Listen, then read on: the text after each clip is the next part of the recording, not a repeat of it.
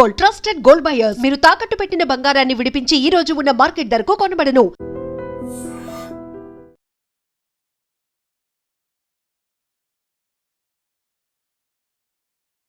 నమస్తే, welcome to I dream. నేను మీ లక్ష్మి. మనతో పాటు డాక్టర్ శ్రీనివాస్ కే సైలస్ గారు కూడా ఉన్నారు.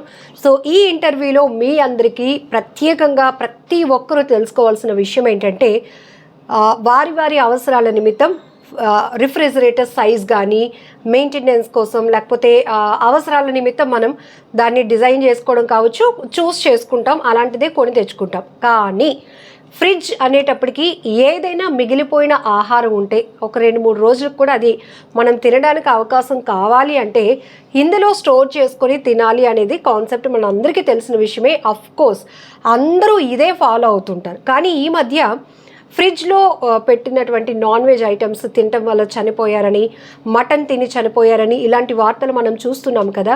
సో దీనిపైన కూడా చాలా ఇన్ఫర్మేషన్ ఉంది. సో తెలుసుకోవాల్సినటువంటి ఇన్ఫర్మేషన్ ఏంటి అంటే డాక్టర్ శ్రీనివాస్ కే సైలస్ గారు వివరించడానికి మనతో పాటు ఉన్నారు. థ్యాంక్ యూ సార్, నమస్తే. సో జనరల్గా ఫ్రిడ్జ్ అనేటప్పటికీ ఏదో మనకి కొన్ని అవసరాల నిమిత్తం ఒకప్పుడు, కానీ ఇప్పుడు అలా కాదు. అందరూ బిజీ అయిపోతున్నారు. అన్నీ ఇందులో ఇన్స్టెంట్గా ఉంచుకోవాలి అనేది ఒక కాన్సెప్టు. మిగిలిపోయిన ఆహారం పడే బుద్ధి ఇది జనరల్గా లేడీస్కి. సో ఇందులోనే దాచుకోవాలి అనే కాన్సెప్ట్. ఏంటి సార్ అసలు ఫ్రిడ్జ్లో పెట్టిన ఆహారం తిరిగి మళ్ళీ కుక్ చేసుకొని తినడం వల్ల వచ్చే అనర్థాలు ఏంటి? అందరికీ నమస్కారం. ఫ్రిడ్జ్ అనేది ప్రతి ఇంట్లో ఇప్పుడు నిత్యావసర సరుకులాగా మారిపోయింది. ఎందుకంటే ఫ్రిడ్జ్ లేనిదే ఇల్లు లేదు. కారణం ఏంటంటే ఈరోజు బిజీ లైఫ్లో భార్యాభర్తలు ఇద్దరు ఉద్యోగాలకు వెళ్ళడం కానీ, పిల్లలు స్కూల్కి వెళ్ళడం కానీ, రేపు ఉదయాన్నే ఎర్లీగా స్కూల్ స్టార్ట్ అవుతుంది కాబట్టి ఎర్లీగా ఆఫీస్కి వెళ్ళాలి కాబట్టి ముందు రోజే వారానికి ఒకసారి మనం షాపింగ్ అంతా చేసుకొని లోపల పెట్టుకొని కూరగాయలను తాజాగా ఉంచుకోవడానికి, లేకపోతే ఫుడ్ని ముందే వండుకొని కొంతసేపు తిన్న తర్వాత అది మిగిలిపోయినటువంటి ఫుడ్ని స్టోర్ చేసుకోవడం అనేది ఈరోజు ఇదేమో ఆశ్చర్యకరమైనటువంటి విషయమే కాదు. ఇన్నిటికంటే ముందు ముఖ్యంగా చెప్పాల్సింది ఏంటంటే, విదేశాల్లో అయితే ప్రతి ఆదివారం పెట్టుకున్నటువంటి ఫుడ్ని మరలా శనివారం వరకు ఆ ఫుడ్ని తినాలి. కారణం ఏంటంటే అక్కడ విదేశాల్లో ఉద్యోగాలు చేసేవారు ఉద్యోగ సంస్థలు ఎక్కడ ఉంటాయంటే, ఒకవేళ ఇక్కడ వీరుంటే హైదరాబాద్ అంత దూరం, విజయవాడ అంత దూరం ఆఫీస్కి వెళ్ళాల్సి వస్తుంది.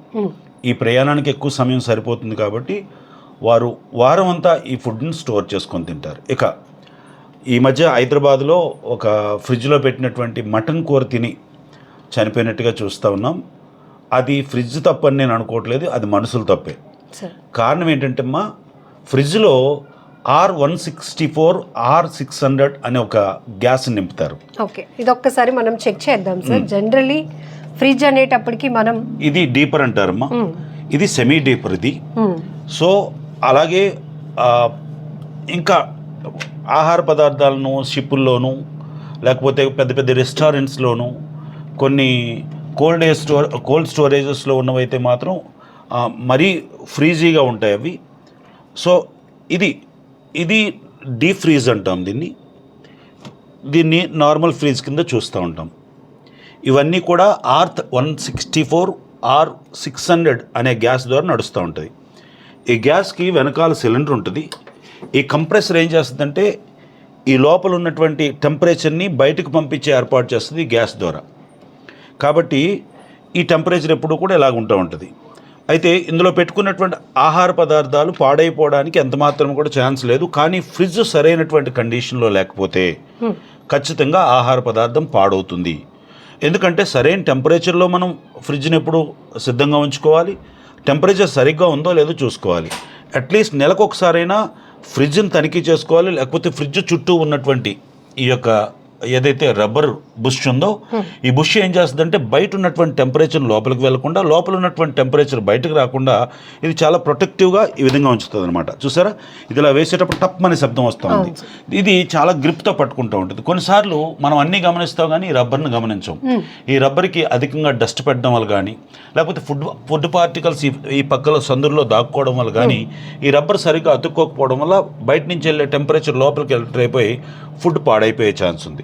నేనేమంటానంటే హైదరాబాద్లో జరిగినటువంటి సంఘటన ఎలా జరిగి ఉంటుందంటే, నేనేమనుకుంటున్నానంటే అమ్మా, హైదరాబాద్లో జరిగినటువంటి సంఘటన మాంసాన్ని తీసుకొచ్చినప్పుడు సో ఫ్రిడ్జ్లో పెట్టినప్పుడు ఫ్రిడ్జ్ సరిగ్గా పని చేయకపోయి ఉండొచ్చు అని నా ఆలోచన. పని చేయకపోవడం వల్ల. రెండోది, మాంసం ఎక్కడి నుంచి తెచ్చారు అనేది ప్రశ్న. ఎందుకంటే మాంసం రెస్టారెంట్ నుంచి కానీ భోజనాల దగ్గర నుంచి కానీ ఫంక్షన్స్ దగ్గర నుంచి తెచ్చేటప్పుడు ఒక విషయాన్ని మాత్రం జాగ్రత్తగా ఉంచుకోవాలి. ఇంటిలో భోజనం వండుకునేటప్పుడు మనం ఎప్పుడు కూడా టేస్టింగ్ సాల్ట్ అనేది వాడం, కొన్ని ఎసెన్షియల్స్ వాడం. కారణం ఏంటంటే మనం ఇంట్లో తింటున్నాం కాబట్టి సేఫ్గా ఉండాలి, ఆరోగ్యదాయకంగా ఉండాలి కాబట్టి. అయితే మీ అందరికీ చెప్తున్నది ఏంటంటే ఈ ఫుడ్ ఒకవేళ రెస్టారెంట్ నుంచి కానీ లేకపోతే భోజనాల దగ్గర నుంచి కానీ తెచ్చినప్పుడు అందులో టేస్ట్ కొరకు కొన్ని ఎసెన్షియల్స్ ఎక్కువ కలుపుతూ ఉంటారు. దాంతోపాటు ఫుడ్ యాసిడ్స్తో పాటు మరికొన్ని ఏమంటారు టేస్టింగ్ సాల్ట్ అని రుచి కొరకు కలుపుతూ ఉంటారు. ఇది ఇన్స్టాంట్ రుచిని ఇస్తుంది. కానీ ఈ టేస్టింగ్ సాల్ట్ వేసినటువంటి ఫుడ్ పదార్థాలను ఎక్కువసేపు స్టోరేజ్ చేస్తే అవి పాయిజన్ అయ్యే ఛాన్స్ ఉంది అనమాట. కార్బో పాయిజనస్ స్టార్ట్ అవుతూ ఉంటాయి. ఎందుకంటే ఫుడ్లో ఒక రకమైనటువంటి బ్యాక్టీరియా ఫామ్ అయ్యి నెమ్మదిగా అందులోంచి ఒక ఫ్లైయర్ లాగా తయారై అది విషపూరితం అవుతుంది. అదే జరిగి ఉంటుంది అనుకుంటున్నాను తప్ప. సో డాక్టర్ గారు, రెగ్యులర్గా మీరు చెప్పింది వ్యాలిడ్ పాయింట్. మనం ఇంట్లో మెయింటైన్ చేసే ఫ్రిడ్జ్లో మనం ఇంట్లో వండుకున్న వాటిలో ఎలాంటి టేస్టింగ్ సాల్ట్ కానీ కలర్ ఎసెన్షియల్ ఏమి వాడం కాబట్టి అది మనం స్టోర్ చేసుకుంటే, అంటే అందరికీ డౌట్ వస్తుంది, రోజు మనం అలాగే తింటున్నాం కదా, ఇదేదో ప్రత్యేకంగా వింతగా చెప్తూ ఉంటారు. కానీ చాలామందికి రెస్టారెంట్లో తెచ్చుకున్నటువంటి ఫుడ్ ప్యాకెట్స్లో ఫుడ్ మిగిలిపోయినా అది కూడా స్టోరేజ్ చేసి నెక్స్ట్ డే తినడం అలవాటు చేసుకుంటారు. అలానే మీరు చెప్పినట్టు ఫంక్షన్స్కి వెళ్ళినప్పుడు దగ్గర బంధువులు అయితే ఏదైనా మిగిలిపోయిన ఫుడ్ పడేయడం ఇష్టం లేక దగ్గర బంధువులకి షేర్ చేస్తారు దాన్ని, అది కూడా ఫ్రిడ్జ్లో పెట్టుకొని తినడం. అంటే బయట వాళ్ళు ప్రిపరేషన్ అనేది డిఫరెంట్ మెథడ్లో. ఎగ్జాక్ట్లీ. ఏదైతే వ్యాపార సంస్థల ద్వారా జరుగుతున్నాయో ఫుడ్ కోర్ట్స్లో కానీ హోటల్లో కానీ లేకపోతే భోజనాలు పెడుతున్న దగ్గర వారు అధికమైనటువంటి టేస్ట్ కొరకు కొన్ని వస్తువులను ఎక్కువగా కలుపుతారు. అందులో ఫుడ్ యాసిడ్స్తో పాటు మరికొన్ని ఎసెన్షియల్స్, అలాగే మనం రెగ్యులర్గా వండుకున్న ఫుడ్లో జీడిపప్పు వేయంగా, కానీ జీడిపప్పు ఎక్కువ శాతం దాంట్లో పౌడర్గా వేస్తారు. జీడిపప్పు కూడా చాలా తొందరగా పాడైపోయే లక్షణం కలిగింది కాబట్టి పప్పు దినుసులు ఏమైనా చాలా తొందరగా పాడైపోయే లక్షణాలు కలిగినవి. అయితే నేనేమనుకుంటున్నానంటే ఒకవేళ అలా పెట్టినప్పటికీ కూడా ఫుడ్ ఒకవేళ పాడైపోయిందా లేదా అని చూసుకోకుండా మీరు ఒకవేళ తినే ప్రయత్నం చేస్తారు, మళ్ళీ వేడి చేసి తినటం, ఖచ్చితంగా వేడి చేయడం అనేది చాలా ఇంపార్టెంట్. వేడి అంటే ఏదో సాధారణమైనటువంటి వేడి కాదు, అది తిరగబడేటట్టుగా దాంట్లో ఉన్న బ్యాక్టీరియా అంతా చచ్చిపోయినంత వరకు కూడా మనం, ఎందుకంటే దైనందినటువంటి జీవితంలో అంత టైం లేదు, వెంటనే మనం భోజనం చేసేయాలి, వెంటనే పరిగెత్తాలి, వెంటనే భోజనాలు అయిపోవాలని చూస్తూ ఉన్నాం. కానీ ఒక ఓవెన్లో వేడి చేసుకోవడం కానీ లేకపోతే ఒక హీట్, అట్లీస్ట్ మనం ఒక ఫ్రిడ్జ్లోంచి ఒక వైటమిన్ తీసాం, మన దగ్గర ఒక కుక్కర్ ఉంటుంది, కుక్కర్ కూడా ఈజీగా కిచెన్లో ఉండే ఆర్టికలే కాబట్టి ఈ కుక్కర్లో ఏం చేయాలంటే కొద్ది నీళ్ళు పోసి ఒక టిఫిన్ బాక్స్లో ఈ ఫుడ్ని పెట్టి ఒక 2 విజిల్ వేయించగలిగితే ఇంకా మంచిది. ఎందుకంటే ఆ ఫుడ్ ఖచ్చితంగా ఒకవేళ పాయిజన్ అయినా అంత ప్రమాదకరమైనటువంటి బ్యాక్టీరియా కడుపులోకి వెళ్లకుండా ఫుడ్ పాయిజన్ కాకుండా ఉంటుంది అనేది నా అభిప్రాయం. సార్, బిజీ షెడ్యూల్ ఒకటి, లైఫ్ స్టైల్లో చేంజెస్ వల్ల రిఫ్రిజిరేటర్స్ యొక్క ఇంపార్టెన్స్ బాగా పెరిగింది. వాటికి డిమాండ్, సైజ్ ఒక్కొక్కటి అయితే బీరువా స్థాయిలో ఉంటాయి. ఎందుకు అంటే అన్నీ అందులోనే ఉంచుతాం కాబట్టి అది అవసరం అనేది.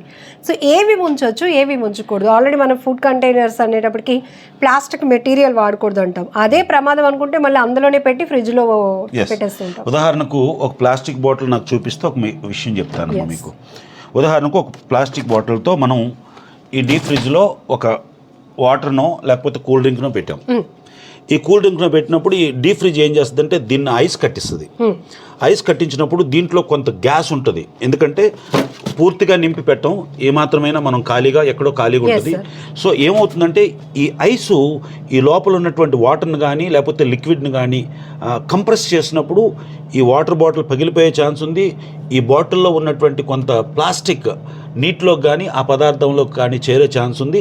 ఎట్టి పరిస్థితుల్లో కూడా ప్లాస్టిక్ బాటిల్ని డీప్ ఫ్రిడ్జ్లో పెట్టి తాగడం అంత శ్రేయస్కరం కాదు. ఇంకో మాట చెప్తున్నాను, ఇది ఎప్పటికైనా పగిలిపోయే ప్రమాదం కూడా ఉంది. డీప్ ఫ్రిడ్జ్లో కొంత సమయాన్ని మాత్రమే ఉంచడానికి పనికొస్తుంది తప్ప అంతకంటే ఎక్కువ సమయాన్ని డీప్ ఫ్రిడ్జ్లో ఉంచడం అంత మంచిది కాదు. ఒకటి. రెండోది, ఫ్రిడ్జ్లో పెట్టకూడనటువంటి వస్తువులు ఫ్రిడ్జ్లో పెట్టకూడనివి. మిల్క్ ప్రొడక్ట్స్ అన్నీ ఫ్రిడ్జ్లో పెట్టే తినాలి. కారణం ఏంటంటే మిల్క్ ప్రొడక్ట్స్ చాలా తొందరగా పాడైపోయే ఛాన్స్ ఉంది కాబట్టి మిల్క్ ప్రొడక్ట్స్ అన్నీ పెట్టాలి. ఫ్రూట్స్లో పెట్టకూడనివి ముఖ్యంగా అరటిపళ్ళు, అలాగే కాయగూరల్లో పెట్టకూడనివి బంగాళాదుంపలు, ఏమంటారు ఉల్లిపాయలు, ఇలాంటి వస్తువులు ఖచ్చితంగా పెట్టకూడదు. పెట్టి తినడం వల్ల ఏమవుతుందో తెలుసా, చాలా తొందరగా ఫంగస్ ఫామ్ అవుతుంది. మీకు కోవిడ్లో మీకు ఒక అర్థమై ఉంటుంది, బ్లాక్ ఫంగస్ అంటారు. బ్లాక్ ఫంగస్ ఫామ్ అయ్యే ఛాన్సెస్ ఉన్నాయి. ఒక్కోసారి టొమాటోలు కూడా సరిగ్గా చూసుకోకపోతే టొమాటోల్లో కూడా బ్లాక్ ఫంగస్ ఫామ్ అవుతుంది. ఎందుకంటే అందులో పులుపు శాతం ఎక్కువ ఉంటుంది కాబట్టి చాలా తొందరగా బ్లాక్ ఫంగస్ ఫామ్ అవుతుంది. ఒకవేళ పొరపాటున ఉడకబెట్టుకొని తింటే పర్వాలేదు, కానీ కొంతమందికి పచ్చి టొమాటో కోసుకునే తినే అలవాటు ఉంటుంది. అప్పటికే అందులో బ్యాక్టీరియా ఫామ్ అవుతే అది చాలా తొందరగా ఫుడ్ పాయిజన్ అయ్యే ఛాన్స్ ఉన్నాయి. అలాగే ఎక్కువ రోజులు నిల్వ ఉంచకూడనివి, ముఖ్యంగా ఎక్కువ రోజులు నిల్వ ఉంచకూడనిది డీప్ ఫ్రిడ్జ్లో అయితే మటన్ లాంటిది, చికెన్ లాంటిది ఒక వారం రోజుల పాటు సేఫ్గా డీప్ ఫ్రిడ్జ్లో ఐస్ కట్టినంతగా ఉంచగలిగితే మంచిది. కట్టిన తర్వాత కూడా వెంటనే ఐస్ కట్టినటువంటి ఆ ఫుడ్ని తీసుకెళ్ళి వెంటనే వేడి దాంట్లో వేయకూడదు. అది కొంతసేపు 2 hours 1 hour అది ఐస్ గడ్డ కరిగిపోయినంత వరకు మనం బయట ఉంచుకోవడం వల్ల దాని మీద ఉన్నటువంటి ఆ బ్యాక్టీరియా ఫార్మేషన్ తగ్గుతుంది. కొంతవరకు ఆక్సిజన్తో మిక్స్ అయ్యి అది మంచి ఆహారంగా మారే ఛాన్స్ ఉంటుంది. అది విషయం. అయితే శాశ్వత కాలం పెట్టకూడదు. మష్రూమ్ ఎక్స్పైరీ డేట్ కంటే మనం ఎట్టి పరిస్థితుల్లో కూడా ఎక్స్పైరీ డేట్ అయిపోయిన తర్వాత మనం ఫ్రిడ్జ్లో ఉంచి తినడానికి అసలు హక్కే లేదు. రెండోది పన్నీర్ని అసలు ఎట్టి పరిస్థితుల్లో కూడా ఎక్స్పైరీ డేట్ అయిన తర్వాత ఫ్రిడ్జ్లో పెట్టినా సరే ఎక్స్పైరీ డేట్ అయిపోయిన తర్వాత దాన్ని పడేయడం శ్రేష్టం తప్ప దాన్ని తినడం వల్ల 90% ఫుడ్ పాయిజన్ అయ్యే ఛాన్స్ ఉంది. అయ్యో అది కాస్ట్లీ వస్తువు కదా, పాడైపోద్దని వండుకొని తిందాం అనుకుంటే ఖచ్చితంగా దానివల్ల అధిక ప్రమాదం. అసలు నాన్ వెజ్ కంటే చాలా తొందరగా ఫుడ్ పాయిజన్ అయిపోయే పదార్థాల్లో పాల పదార్థాలు చాలా తొందరగా పాడైపోతుంటాయి. కాబట్టి ఇలాంటి వాటిని మనం జాగ్రత్తగా ఉంచుకోవాలి. సో దేనికి ఏ పర్పస్లో ఏవి ప్రిజర్వ్ చేసుకోవచ్చో అవి మాత్రమే తగు మాత్రం వండుకొని ఎప్పటికప్పుడు తినేయడం అత్యంత శ్రేయస్కరం, ఆరోగ్యకరమైనటువంటి సూత్రం. ఒకవేళ ఏ కారణం చేతైనా మీరు ఫుడ్ మిగిలిపోయి దాన్ని ఇవ్వడానికి వీలు కాకుండా అది చాలా విలువైనటువంటి భోజనం అనుకునేటప్పుడు దాన్ని సరైనటువంటి స్టీల్ పాత్రలో శుభ్రం చేసి భద్రం చేసి దానికి మూత పెట్టి ఫ్రిడ్జ్లో పెట్టాలి. ఫ్రిడ్జ్లో పెట్టే ముందు మీ ఫ్రిడ్జ్ ఎలా పనిచేస్తుందో ఖచ్చితంగా చెక్ చేసుకోవాలి. సరైనటువంటి టెంపరేచర్ మెయింటైన్ అవుతుందా లేదా, కంపరేచర్ ఎలాగుంది. ఎప్పుడు కూడా ఫ్రిడ్జ్ని మనం ఎప్పుడు చూడాల్సింది ఫ్రిడ్జ్ పనిచేస్తుందో లేదో చూడాల్సినటువంటి బాధ్యత. ఇలా తడిగితే ఇక్కడ చాలా వేడిగా తగులుతూ ఉంటుంది. ఇప్పుడు ఫ్రిడ్జ్ పనిచేస్తున్నట్లు లెక్క. ఒకవేళ వేడిగా తగలకుండా చల్లగా తగిలితే మాత్రం మీ కంప్రెషర్ సరిగ్గా అంటే అవన్నీ చెక్ చేయం సార్. జనరల్గా వితౌట్ నాలెడ్జ్ అందులో నుంచి కూలింగ్ వస్తుందా, ఉన్న పదార్థాలు చల్లగా అవుతున్నాయా, మళ్ళీ రేపు వండుకోవడానికి పనికి వస్తాయి లేదా. నేను కంపల్సరీ చెప్తున్నానమ్మా. అయితే పెట్టిన వాళ్ళు పెట్టారు. నేనేమంటున్నానంటే మీరు నన్ను తిట్టుకుంటారు ఫ్రిడ్జ్ లేకుండా ఎలా బతకమంటారని. నేనేమంటున్నాను, అందరికీ ఒక వైద్యుడిగా, ఒక బాధ్యత కలిగినటువంటి భారతదేశ పౌరుడిగా చెప్తున్నది ఏంటంటే ఫ్రిడ్జ్ను వాడండి. ఫ్రిడ్జ్లో ఆనందంగా ఫ్రిడ్జ్లో ఉన్నటువంటి భోజనాన్ని ఎంజాయ్ చేయండి. కానీ ఫ్రిడ్జ్లో భోజనాన్ని నేరుగా తీసుకొని వెంటనే తినడం కంటే దాన్ని వేడి చేసి తినాల్సినటువంటి బాధ్యత ఉంది. వేడి చేయకూడనటువంటి పదార్థాలు ఏవైతే ఉన్నాయో వాటిని 2 గంటల ముందే తీసుకొని పెట్టేసి దాని తర్వాత తినవలసిందిగా మనం చేస్తూ ఉన్నాం. ముఖ్యంగా పాల పదార్థాలను నాన్ వెజిటేరియన్ మాత్రం చాలా ఎక్కువ టెంపరేచర్లో ఉడకబెట్టిన తర్వాత మాత్రమే తినాల్సిందిగా మనం చేస్తూ ఉన్నాం. సో ఇక్కడ మీకు ఈ ఒక్క వీడియోలో చాలా ఇన్ఫర్మేషన్, ఫ్రిడ్జ్ కండిషన్ని మనం ఎలా చెక్ చేసుకోవాలి, వస్తున్నటువంటి కూలింగ్ సిస్టమ్ కానీ ఎప్పటికప్పుడు దాని మీద కూడా మన అబ్జర్వేషన్ ఉండాలి. క్లీనింగ్ సిస్టమ్ని చూసుకోవాలి. అట్లనే ఏవైతే స్టోర్ చేయాలి అది ఏ ప్లేస్లో మనం ప్లేస్ చేయాలి అనేది కూడా డాక్టర్ గారు చెప్పడం జరిగింది. ఇంకొకటి ఏంటంటే అన్ని ఫ్రిడ్జ్లో పెట్టేసినవన్నీ తీసి మళ్ళీ వండుకొని మళ్ళీ వేడి చేసుకొని తినేయాలి అనే కాన్సెప్ట్ కాకుండా, సో ఇందులో నాన్ వెజిటేరియన్కి వెజిటేరియన్కి చాలా డిఫరెన్సియేషన్ ఉంది. సో మిల్క్ ప్రోడక్ట్స్కి సంబంధించి కూడా ఎక్కువగా మనం పన్నీరు లేకపోతే మీరు చెప్పినట్టు మష్రూమ్ ఇవన్నీ కూడా ఫ్రిడ్జ్లో దాచుకొని వండుకోవడం అలవాటు సార్. సో ఎక్స్పైరీ డేట్ దగ్గరకు వచ్చిందంటే అది ఇంకా మనకి పనికి రాదని, అది మళ్ళీ ఫ్రిడ్జ్లో పెట్టిన తర్వాత వండుకోవడానికి పనికి వస్తుందని కాన్సెప్టే వద్దని చెప్తున్నారు. ఎందుకంటే ఇప్పుడు మనం చూస్తున్నాం చాలా వరకు ఇంట్లో ఉన్నటువంటి పరిస్థితులు వేరు. మనం బయట నుంచి ఏ ఫుడ్ తెచ్చుకున్నా అందులో చాలా వరకు ఇబ్బందికర పరిస్థితులు. మళ్ళీ దాన్ని తెచ్చి ఇందులో పెట్టి మళ్ళీ అది తిని మనం ఒంటికి ఇబ్బంది తెచ్చుకోకూడదు అనేది ఈ కాన్సెప్ట్తో ఫుల్ డీటెయిల్గా చాలా ముఖ్యమైన విషయం. బయట నుంచి ఐస్ క్రీమ్ తెచ్చుకుంటాం, ఫ్యామిలీ ప్యాక్స్ తెచ్చుకుంటాం. ఫ్యామిలీ ప్యాక్ తీసుకొచ్చి మీరు తినేయడానికే పనికొస్తుందో తప్ప మన ఫ్రిడ్జ్లో పెట్టుకొని తినడానికి సూట్ కాదు. ఎందుకంటే ఆ డీపర్ సిస్టమ్ వేరు, ఈ డీపర్ సిస్టమ్ వేరు. అందులో ఉన్నటువంటి నిల్వ చేయబడినటువంటి స్టోరేజ్ చేయబడినటువంటి ఆ యొక్క ఫ్రీజర్ ఏదైతే ఉందో ఆ ఫ్రీజర్ తాలూకా వాల్యూస్ వేరు, ఆ ఫ్రీజర్లో ఉన్నటువంటి టెంపరేచర్ లెవెల్ వేరు. మీరు ఈ ఫ్రిడ్జ్లో తీసుకొచ్చి పెట్టుకుంటే ఎక్స్ట్రీమ్ కోల్డ్కి వెళ్ళిపోయే ప్రమాదం ఉంది. అది మీరు తినేటప్పుడు అందులో పాలు పదార్థాలు కలిసే ఛాన్స్ ఉంటాయి. అందులో పంచదార కలిసే ఛాన్స్ ఉంటాయి కాబట్టి అవి కూడా ఫుడ్ పాయిజన్ అయ్యే ఛాన్స్ ఉంది. గమనించండి, ఐస్ క్రీమ్ని మీరు తినగలిగితేనే తినగలిగినంత తెచ్చుకోండి తప్ప తెచ్చి మళ్ళీ ఫ్రిడ్జ్లో స్టోర్ చేసుకొని తినడం అనేది మన ఇంటి ఫ్రిడ్జ్ వేరు, షాపులో ఉన్నటువంటి ఫ్రిడ్జ్ వేరు. ఐస్ క్రీమ్ వాడుతున్న ఫ్రిడ్జ్ వేరు, మన ఇంట్లో వాడుతున్నటువంటి ఫ్రిడ్జ్ వేరు. కాబట్టి ఐస్ క్రీమ్ను కూడా అది శ్రేయస్కరం కాదు. చాక్లెట్ కూడా కొన్నిసార్లు సమ్మర్లో ఏమవుతాయంటే జోబులో పెట్టుకొని వస్తే, లేకపోతే షాప్ నుంచి వస్తే చల్లబడిపోద్ది అని చెప్పి డీప్ ఫ్రిడ్జ్లో పెట్టుకుంటాం. డీప్ ఫ్రిడ్జ్లో పెట్టుకొని వెంటనే తినగలిగితే మంచిది. అది 10-15 రోజులు ఉన్న తర్వాత దాన్ని తినడం జరిగితే అందులో విపరీతమైనటువంటి ద్వీప్ కణాలు, చాకోస్ ఉండడం వల్ల అది పురుగు పట్టే ఛాన్స్ ఉంది. ఎందుకంటే టెంపరేచర్ను కూడా పురుగు పట్టే ఛాన్సెస్ ఉంటాయి, టెంపరేచర్లో కూడా బతకగలిగే ఛాన్స్ ఉంటాయి. అలాగనుకుంటే మన ఫ్రిడ్జ్లో ఉన్న వాటికి పురుగు పట్టదు అనుకుంటే హిమ ప్రాంతాల్లో పురుగులు లేకుండా ఉండాలి కదా.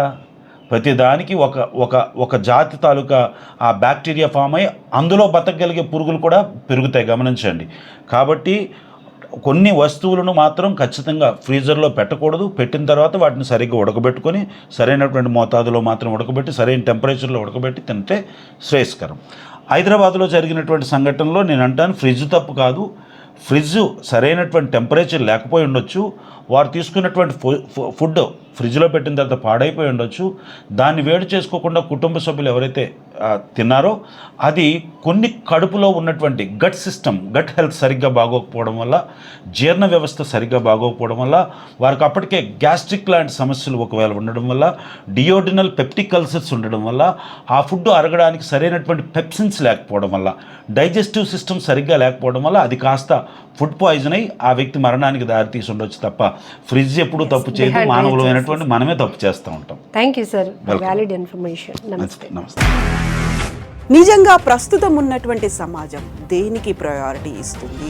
ఆర్థిక సంబంధాల చుట్టూ మాత్రమే తిరుగుతోంది. మళ్ళీ ఎన్నికలంగానే చాలా విరక్తి కలుగుతాను. మంచి అనిపిస్తుంది కదా, లేడీస్ కూడా ఛాలెంజింగ్ జాబ్స్ చేసినప్పుడు చాలా బాగుంటది. ఫుడ్ డెలివరీ ఇవ్వటానికి వెళ్ళినటువంటి డెలివరీ బాయ్ అనిల్ పై కళ్ళ ముందు